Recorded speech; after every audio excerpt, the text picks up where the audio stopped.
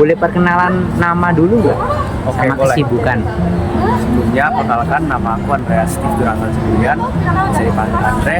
Untuk kesibukanku sendiri, sejauh ini lebih ke akademik dan juga karena kebetulan sebagai ketua KMKK, mungkin kesibukanku di bagian sana. Apakah kakak pernah menggunakan gadget untuk pengembangan iman dan kegiatan rohani? Oke, sejauh ini penggunaan gadget untuk pengembangan iman dan kegiatan rohani dari aku sendiri lumayan sering. Yang pertama itu dari baca-baca kitab, mungkin bisa dikatakan hampir tiap hari juga. Untuk kegiatan rohani lainnya, karena dengan gadget sendiri kita bisa dibantu ya dalam banyak hal, terutama di pengkoordinasian misalnya ada kegiatan pertanian, itu sangat dibantu sama gadget sendiri. Menurut kakak nih, apakah perkembangan iptek saat ini mempengaruhi kegiatan rohani kakak? Oke, untuk sejauh ini kalau menurut dari aku sendiri itu sangat mempengaruhi. Yang pertama karena tadi yang aku bilang kayak baca ayat Alkitab, itu tentunya kita kan nggak mungkin kemana-mana bawa kitab dengan suara yang besar. Nah, dengan adanya iptek ya itu atau pertama gadget lah sangat membantu untuk baca-baca yang namanya Alkitab. Terus yang kedua dari pengkoordinasian ketika ada kegiatan pertanian, itu benar-benar membantu di komunikasinya. Pesan dari kakak nih untuk kita supaya bijak dalam menggunakan handphone untuk aktivitas rohani. Oke, mungkin pesan dari aku karena di era sekarang ini kebanyakan gadget sendiri dibuat hal negatif ya. Mungkin kedepannya lebih bijak lagi menggunakan gadget, utamakan yang bernama penggunaannya.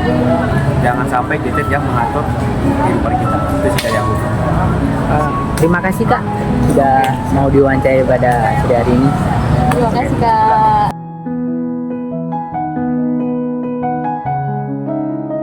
Boleh perkenalan kak?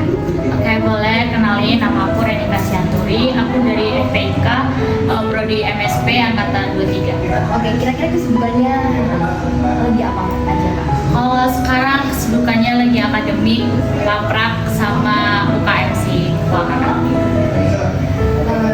Menurut kakak, pernah nggak menggunakan gadget untuk pengembangan iman dan kegiatan rohani? Kalau penggunaan gadget pastinya pernah. Contohnya kayak buka e-katolik, terus habis itu kalau misalnya doa rosario, buka doa atau paduan rosario itu pernah. Terus menurut kakak, apakah perkembangan iptek saat ini mempengaruhi kegiatan rohani kakak? Mempengaruhi, itu sangat membantu karena kita kan juga bisa belajar lebih tentang Katolik itu juga dari internet juga kan, dari gadget juga kan, bisa membantu. Kira-kira nih pesan dari kakak untuk kita supaya bijak dalam menggunakan handphone untuk aktivitas rohani? Oke, kalau misalnya untuk menggunakan handphone sendiri itu yang penting jangan berlebihan, terus diatur waktunya, dibuka itu buka yang hal-hal baik, contohnya kayak Katolik contohnya, terus atau mungkin denger lagu yang rohani-rohani gitu, jangan buka yang lainnya. Nge-game boleh tapi jangan sering-sering. Sekian kak, makasih ya kak. Oke, makasih.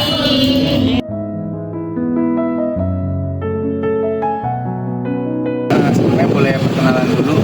Oke, perkenalkan nama saya Hernandez Bagituto, bisa dipanggil Andes, dari FPIK kedua. Izin untuk berulang pertanyaan kak. Yang pertama, tanggapan kakak tentang FOMO dan sikap konstruktif gimana sih? Pertama tuh FOMO ya, kalau FOMO tuh gak ada masalah karena emang sifat manusia yang emang pengen tahu segala hal, jadi dia pasti bakal cenderung pengen tahu, pengen ikut. Memang yang itu adalah ketika FOMO di tempat yang gak seharusnya, jadi tergantung kondisional gitu. FOMO yang baik itu ya baik, sesuai dengan tempatnya, tapi kalau sesuai dengan tempatnya itu baru gak baik. Nah, kalau sikap konstruktif itu jelas-jelas gak baik ya, karena itu mengajarkan kita untuk sikap lurus gitu. Jadi kan sebenarnya terbatas kalau kita nggak bisa manage dan sikap positif itu bakal jadi persoalan di kita. Next pertanyaan selanjutnya kak. Yang kedua, studi kasus misal ada yang menjelek-jelekan agama Katolik di media sosial dan menyebarkan berita yang tidak relate, bagaimana tanggapan kakak pribadi? Oke, sebagai mahasiswa ya kita kan pasti diajari bagaimana cara mendapatkan informasi yang valid dan benar gitu. Jadi bagi kita sebagai seorang Katolik yang punya iman Katolik, pasti kita harus membela apa yang benar menurut agama Katolik gitu. Jadi sebagai seorang mahasiswa dan juga sebagai seorang mahasiswa Katolik, ya sewajarnya kita untuk membela dan membenarkan apa aja informasi yang menurut kita tuh nggak valid dan nggak benar kan. Jadi saya nggak setuju dan membela dan memberitahu apa yang asli, apa yang benar, dan apa informasi yang sebenarnya memang itu terjadi dan faktanya. Oke, segitu aja Kak. Terima kasih banyak ya Kak. Sama-sama, terima kasih.